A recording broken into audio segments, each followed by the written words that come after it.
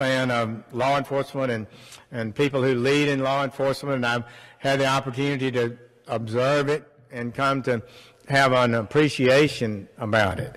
I thought I had some remarks here. We'll just chat a little bit together, and I won't use my formal remarks and break the hearts of my speech writers who probably lost sleep trying to tell me what to say today. I just would say to you, with all honesty, I understand fully that 85% of law officers in America are state and local. It's not the federal government. And we have tremendous advantages like interstate and international, and you've got jurisdictional barriers and other things that we all have to work together on to achieve a safe and lawful society. And I want you to know I understand that. And I truly believe if we're going to make progress in the years to come, we have to work together even more than we have. And I think in most jurisdictions we have pretty good relationships between federal and state and among all our agencies. And I just believe that's important. It will be a priority of mine. And I understand that ultimately public safety in a city is dependent on the police department, not on the Justice Department for the most part. But we can help. There are things that we can do to further this, and I intend to work in that regard. To me, one of the most amazing things about America is our legal system, the ability of most Americans to feel that their country, that there's some sort of justice out there, that people who rob, rape, steal get punished, and people can go to court and have a fair day in court. This kind of thing is rare in the world. As on the Armed Services Committee for 20 years, I've traveled the globe, and let me tell you, it does not happen in other places like it happens here. You can count on almost one hand the number of countries in the world that have anything like the kind of responsible legal system that we have, and is a key to prosperity. In addition to public safety, it's a key to prosperity that our communities be safe. And we can't just have safety for the rich communities, the gated communities, the ones that oppose walls at the border but build them around their mansions. Give me a break. You can't build a wall. But what made me say the wall? You know what the old farmers used to say, a good fence makes good neighbors. And so sometimes it is a sense of defining jurisdictions and legality and processes. So I believe we have an opportunity to move forward. I was there in 1975 as an assistant United States attorney. And I remember coming into the office, that was the greatest job and they gave me 16 heroin cases.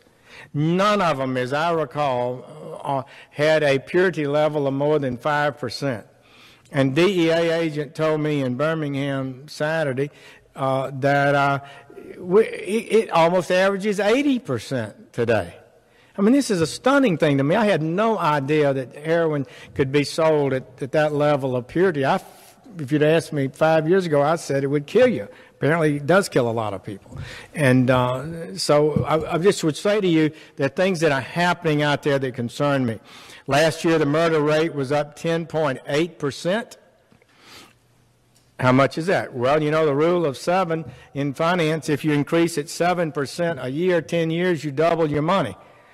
So in 10 years, we're on the rate to more than, we're going to double the murder rate at this rate in less than 10 years. That's a serious thing. This year's numbers look bad too, murder rate going up. So I think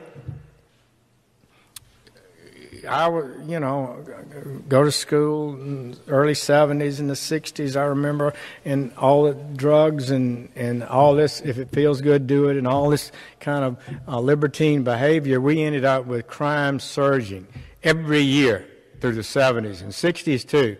A lot of people died, a lot of people destroyed their lives with drugs, and it was not as glorious a time as a lot of people want to remember today it to be. And so it took a long-term time. You, more than Washington would like to give credit to, we improved law enforcement. We got better every year. You've got techniques that you use in your departments that are preferable to what we were doing in 1980.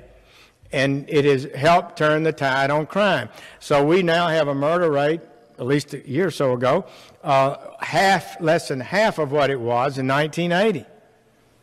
Drug use went down dramatically. I remember when I became a United States Attorney in '81, half the seniors in high school, according to the University of Michigan study, acknowledged having used an illegal drug. Over half the seniors. That dropped to less than 25%, more than half. How many people were not addicted? How many lives were saved? How many college careers were able to be achieved because they didn't get destroyed by drugs? And now what we're seeing on the drug situation is far more purity in these drugs and more danger than we've seen ever before.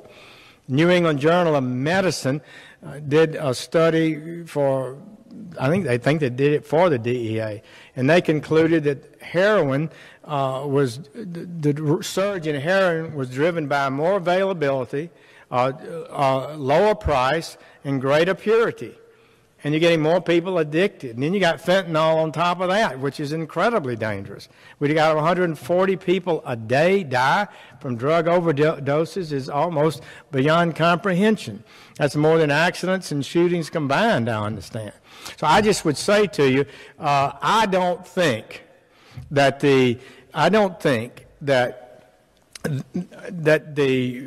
rising crime we've seen and violent crime in the last year or two is just a blip.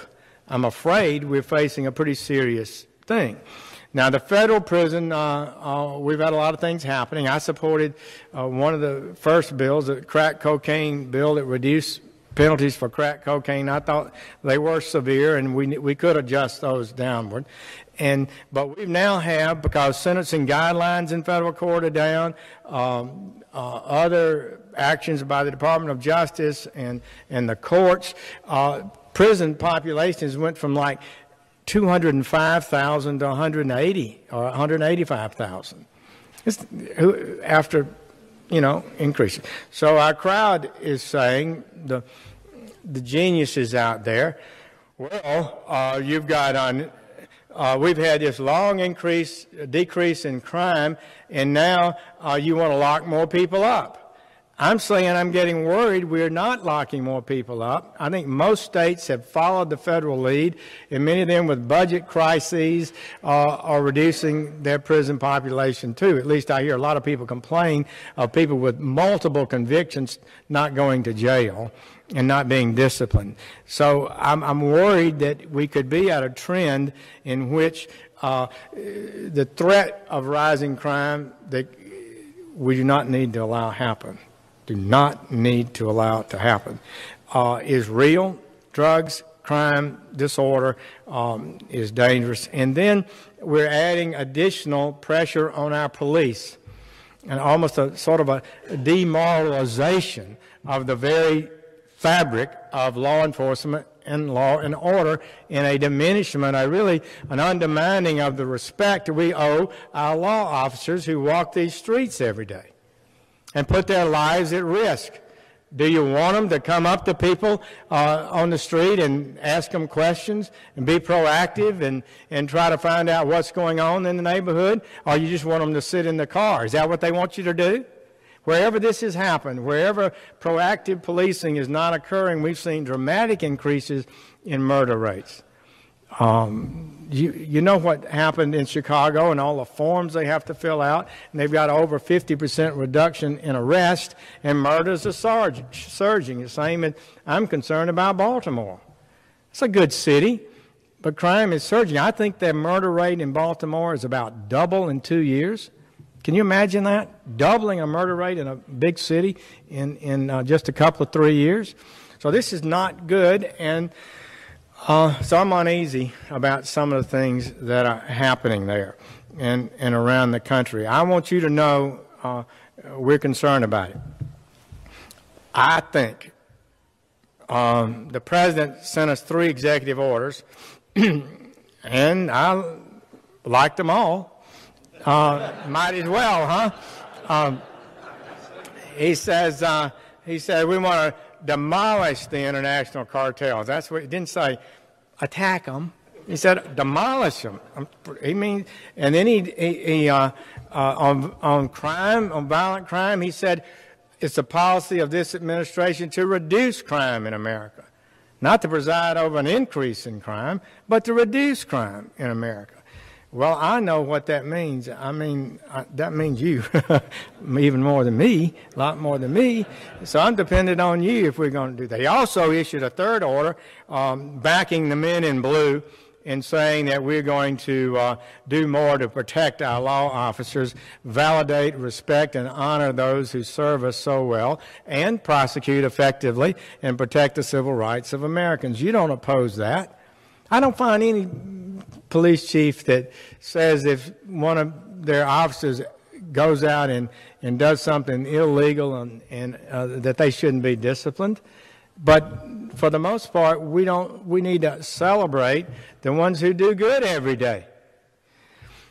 So I issued a directive today dealing with federal law officers, and it said that we're going to prosecute anybody, and I'm directed to my U.S. attorneys, that assaults a federal police officer, a border patrol officer, out here in the desert somewhere, by himself, maybe just a couple of people. It's a dangerous situation to be in. We need to send a message that if you attack one of our officers, you're going to get hammered.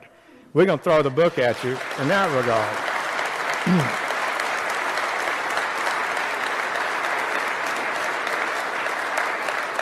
I feel strongly about it. So we've had this dramatic improvement in the border situation.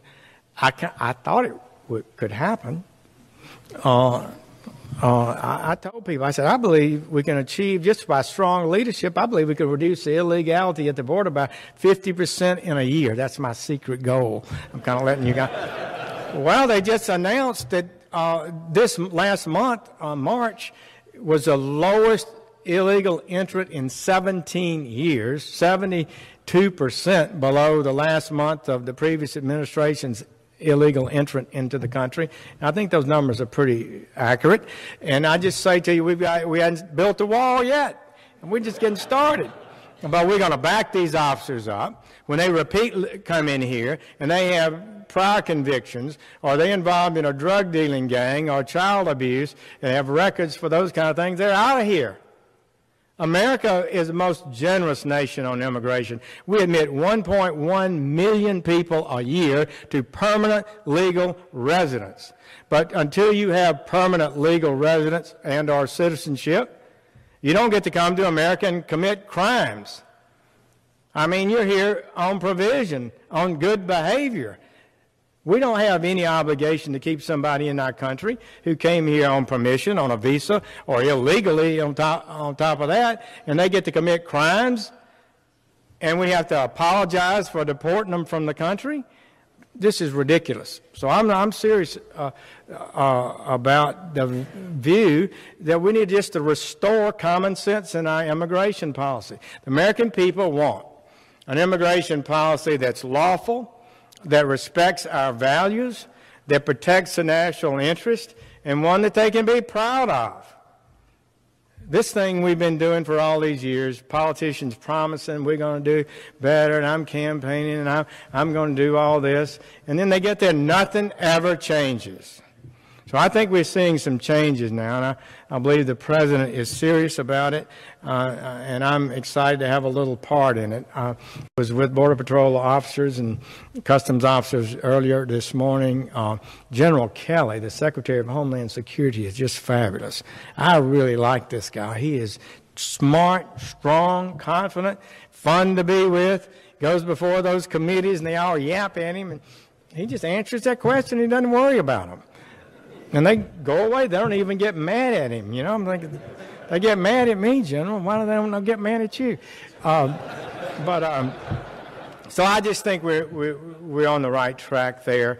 And I think there are a lot of people that got in trouble in their home countries. And, you know, our friends in Texas, I used to tell Senator Cornyn, I said, John, you know, in the old days when people got in trouble in Alabama, we didn't put them in jail. We just sent them to Texas. And and they'd have, you know, that story they put on the door, GTT, gone to Texas.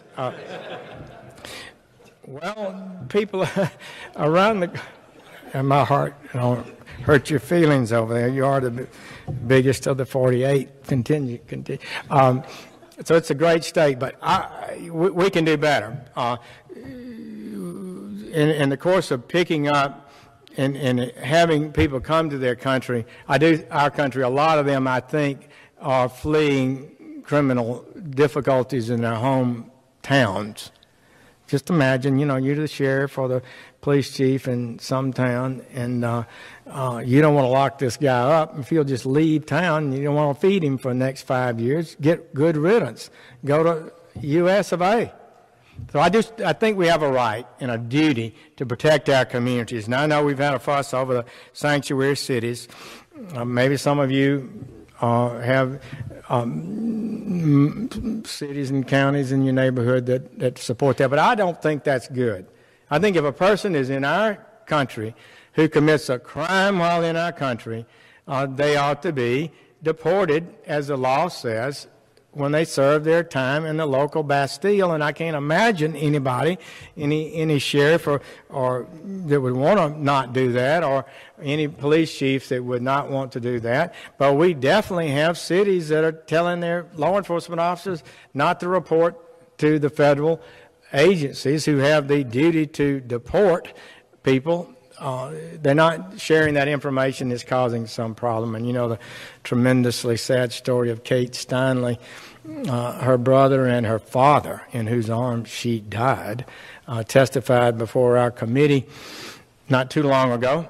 And when I was in the Judiciary Committee, still in the Senate, and it was very moving testimony. But that guy had been deported, 5 times and had 6 felony convictions. And he chose San Francisco because he knew it was a sanctuary city. That's why he went there. I just think this is not good public policy. So I hope as you are able to speak out and work on this issue, we get our people to start reconsidering that policy. It's not good for the country, in my opinion. It's not good for the people of their cities and their jurisdictions, and it's not good for the whole country. I sent out a memo, let me just sort of, because I know it's important to you, on the role of how we see our role as relating as the Department of Justice. I can't find this now, I'm sorry. If I'd read the speech, it would have been right where my staff put it. So I directed the heads of the Justice Department, U.S. Department of Justice components in Washington, and all our United States attorneys to review immediately all Department of activities to ensure that they fully and effectively promote the following principles, really as we relate to you, to state and local law enforcement. And these are the principles we put out. And after we put them out, we asked that the judge in Maryland give us a little more time to talk with Baltimore people about what we could work out with them to help make things a little better than I think they're going to find with that 200-page decree. Of course, he gave us one day, and that was it. But we never really got to have time with them to see if we could improve things. So this is what I said to our people. We will help promote officer safety, officer morale, and public support for the uniquely dangerous work of police officers. That's a priority of ours. 2, we will ensure that law enforcement protects and respects the civil rights of all. I think you all share that view. We're not out here to abuse people's civil rights. We're trying to use our powers, and your officers are trying to do the best they can every day. I hope and pray they are to identify criminal activity, protect the neighborhood, and not to violate civil rights. But if they do, the Department of Justice has a role, as you know, and we'll try to use it wisely and effectively. 3, we will respect the local control and local accountability that are needed for effective policing. Yeah, you can say good if you like. But I believe that. Policing is different in different cities, in different neighborhoods. Somebody from Washington can't declare how you're going to run policing in America. And don't we know that proactive policing, broken windows, community-based policing has transformed our law enforcement capabilities? Why in the world would we want to impose a consent decree that undermines that? It makes no sense to me. And wherever that's really been done in a significant way, you've had problems like in, I won't mention it. So we're going to strengthen the partnership between federal, state, and local and tribal officers. We need to continue to build on that partnership because we're in this together. And the Department of Justice, we will not allow the misdeeds of a few bad actors to impugn or undermine the legitimate work of law enforcement. So I commit to you to this. Department of Justice will encourage proactive policing that your departments have to do to be effective, to keep your neighborhoods safe. And we will have the back of all honorable and honest law enforcement officers. We will support them in their work. So this afternoon,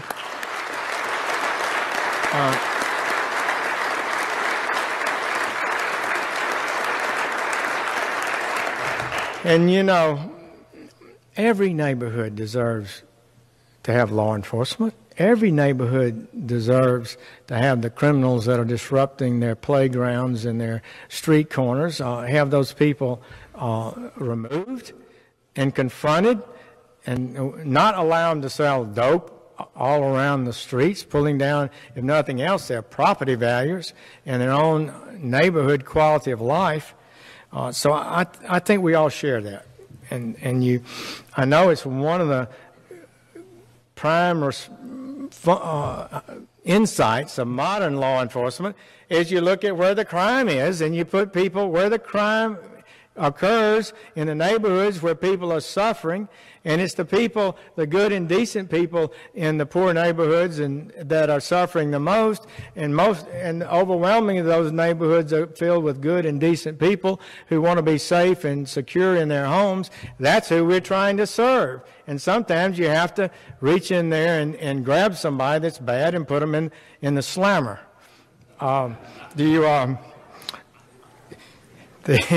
You remember that great song in Pirates of Penzance?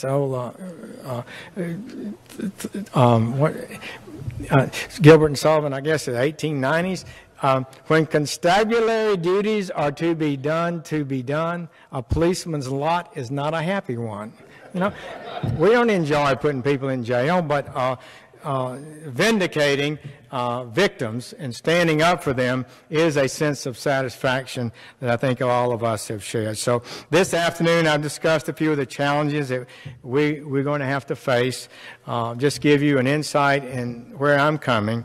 I want to thank all of you for the sharing your insights with me on law enforcement, for the friendship and support you've given me personally. And always been an easy time, you know, dealing with these senators and so forth. I used to be one, so I guess I can talk about them. We can't do any of the challenges that we face today alone. All of us know that it transcends our own departments, our own jurisdictional boundary lines, and I hope that together that we can work with you to help you reach a higher level of success and to protect this country from terrorists and others who might come here against our laws, and to, in general, make our communities safer. God bless you in your work. God bless you in your leadership. And maybe the Lord will bless us and we can begin to turn the tide on this rising crime that I'm afraid is out there today. Thank you all so much.